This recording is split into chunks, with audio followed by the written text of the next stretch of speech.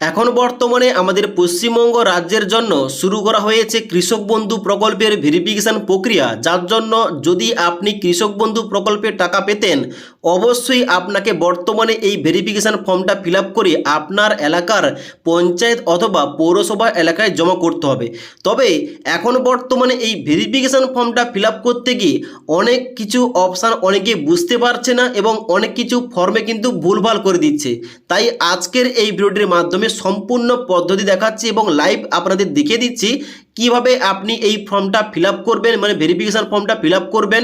Verification ফর্মে যে সমস্ত পয়েন্টগুলো আপনাদের বুঝতে অসুবিধা হচ্ছে, যেমন কেবি আইডি কোথায় পাবেন, জমি বেশি থাকলে এখানে জমির তথ্যগুলো কিভাবে বসাবেন এবং অন্যান্য যে পয়েন্টগুলো বুঝতে পারছেন না প্রত্যেকটি পয়েন্ট নিয়ে আলোচনা করছি এবং তারপরে বলে দেব যে এখানে ফর্মের সঙ্গে কোন কোন ডকুমেন্টস একসঙ্গে অ্যাটাচ করে আপনি জমা করবেন। কারণ ভুলভাল ফর্ম ফিল আপ করলে, ভুলভাল ডকুমেন্টস জমা করলে আপনার নামটা বাদ যাবে, আপনি কিন্তু আর কৃষক বন্ধু প্রকল্পে টাকা পাবেন না। তাই সঠিকভাবে সঠিক পদ্ধতি জেনে নিন যে কীভাবে ফর্মটা ফিল আপ করতে হবে এবং কোন কোন ডকুমেন্টসগুলো আপনাকে জমা করতে হবে।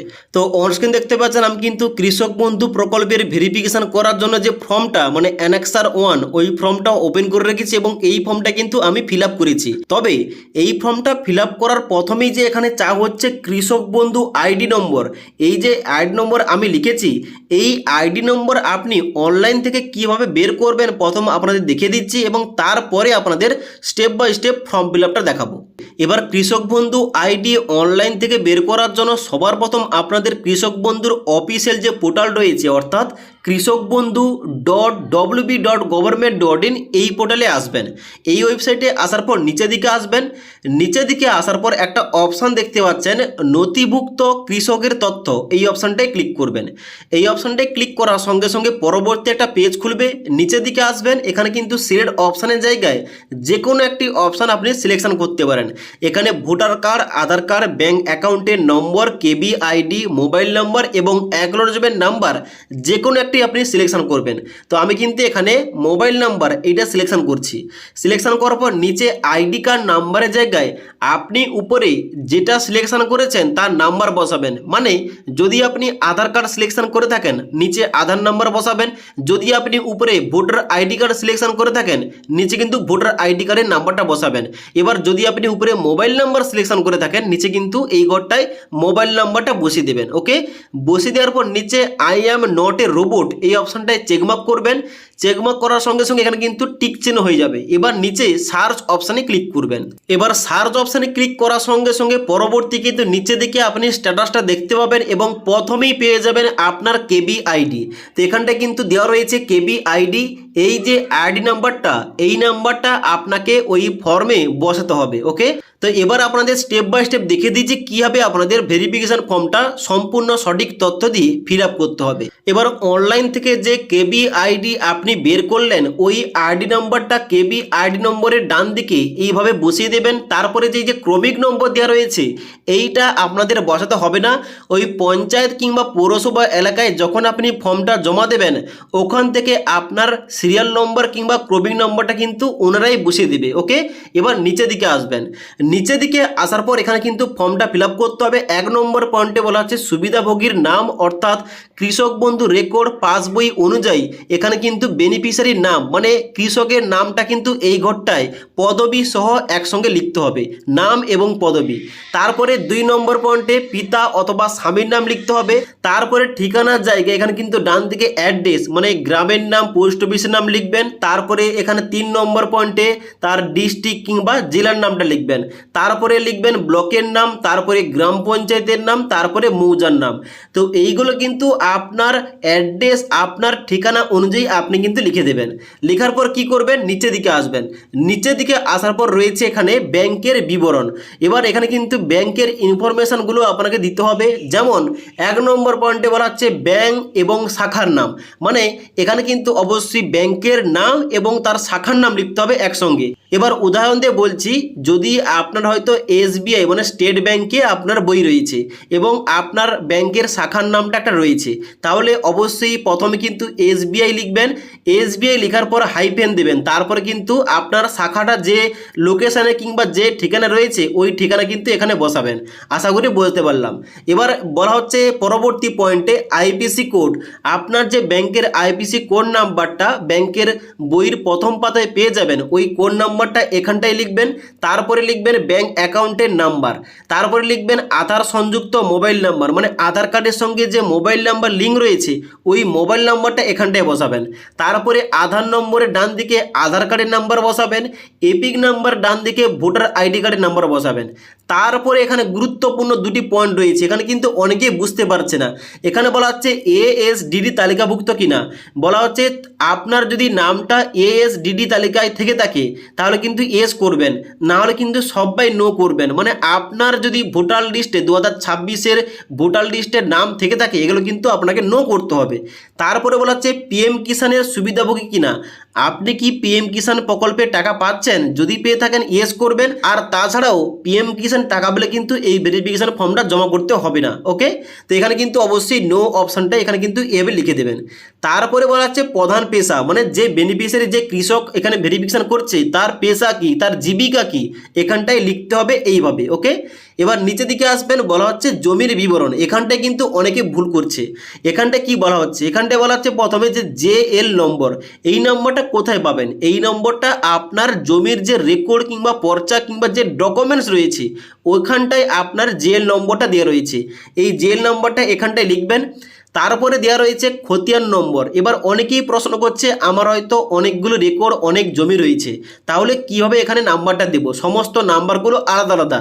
তাহলে আপনাদের বলে রাখি, এখানে যেহেতু চাওয়া হয়েছে খতিয়ান নম্বর, এখানে কিন্তু খতিয়ান নম্বর দেওয়ার পর কমা দেবেন, আবার একটা জমির খতিয়ান নম্বর দেবেন, আবার কমা দেবেন, আবার একটা খতিয়ান নম্বর দেবেন। এইভাবে কিন্তু আপনাকে জমিগুলি অ্যাড করতে হবে। এবং তারপরে এখানে দাগ নম্বরের জায়গায় যদি আপনার একের বেশি দাগ নম্বর থেকে থাকে এভাবে কিন্তু আপনাকে কমা দিয়ে লিখতে হবে। ওকে, তারপরে বলা হচ্ছে জমির পরিমাণ। আপনার মোট জমির পরিমাণটা কত, সমস্ত দাগ সমস্ত খতিয়ান মিলে এখানে কিন্তু মোট জমির পরিমাণটা একরে বসাতে হবে।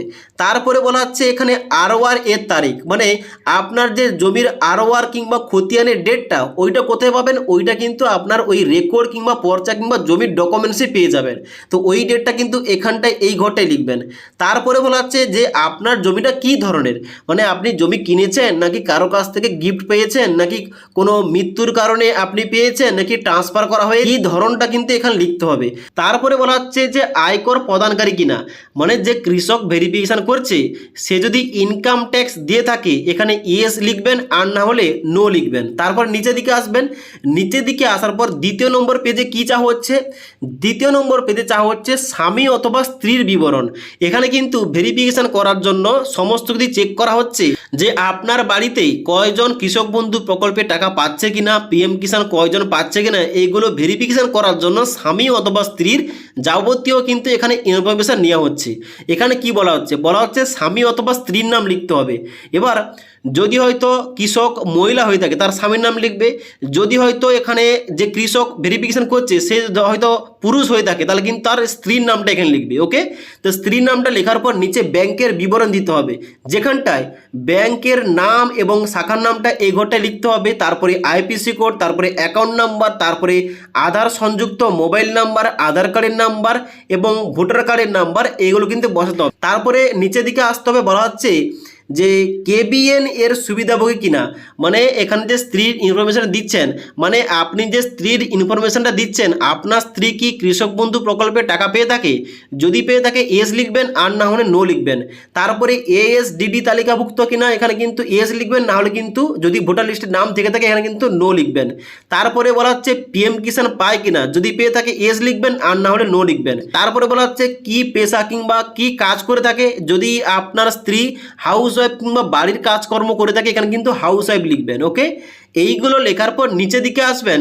এখানে সুবিধাভোগীর স্বাক্ষর কিংবা সিগনেচার অফ বেনিফিশিয়ারি জায়গায় যে কৃষকের ভেরিফিকেশন করা হচ্ছে ওই কৃষক কিন্তু এখানটায় সিগনেচার করবে। ওকে, এইগুলো মোট ফর্ম ফিল আপ। এবার এই ফর্মের সঙ্গে কোন কোন গুরুত্বপূর্ণ ডকুমেন্টসগুলি জমা করবেন দেখে নিন। কৃষক বন্ধু ভেরিফিকেশান ফর্মের সাথে কি কি ডকুমেন্টস লাগবে এই সম্বন্ধে নোটিফিকেশান প্রকাশ করা হয়েছে, ওই নোটিশ অনুযায়ী আপনাদের বলছি। এখানে প্রথমে বলা হচ্ছে যে beneficiary already receiving PM Kisan benefit are not required to submit any documents, মানে যে সমস্ত কৃষকরা পিএম কিষাণ পাচ্ছে আবার এখানে কৃষক বন্ধু প্রকল্পের টাকা পাচ্ছিল তাদের কিন্তু এই ভেরিফিকেশান ফর্ম জমা করতে হবে না।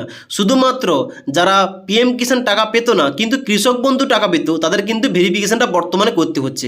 আশা করি বুঝতে পারলাম। এবার কী কী ডকুমেন্টস লাগবে, 1 নম্বরে পয়েন্টটা বলা হচ্ছে field in verification form annexure 1, মানে যে ফর্মটা আপনাদের দেখালাম এই ফর্মটা জমা করতে হবে।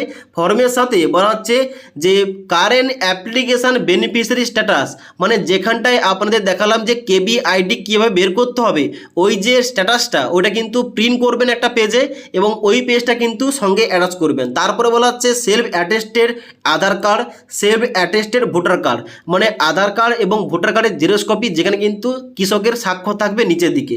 তারপরে বলা হচ্ছে লেটেস্ট ইলেকটোরাল রোল, মানে ভোটার লিস্ট লাগবে যেখানটায় নাম রয়েছে। তারপরে এখানে বলা হচ্ছে আরওআর, মানে এখানে জমির রেকর্ড লাগবে, যে রেকর্ডের তথ্যগুলো আপনি ফর্মে দিয়েছেন।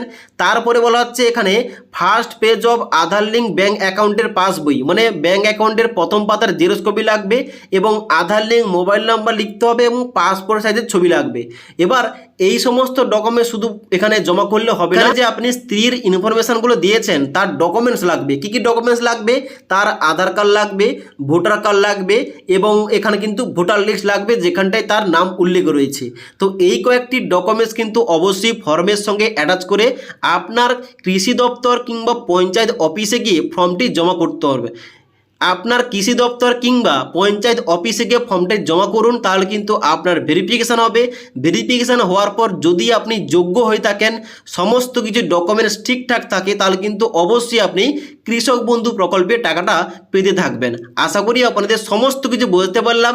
এই ভেরিফিকেশান ফর্ম কীভাবে ফিল আপ করতে হবে, কেবিআইডি কীভাবে অনলাইন থেকে বের করবেন, ফর্মের সঙ্গে কী কী ডকুমেন্টস অ্যাড করবেন, ফর্মটা কোথায় জমা করবেন, সমস্ত কিছু বলে দিলাম। যদি আজকের এই ভিডিওটির আপডেট ভালো লেগে থাকে একটি লাইক করে দেবেন এবং বন্ধুদের অবশ্যই ভিডিওটি শেয়ার করে দেবেন।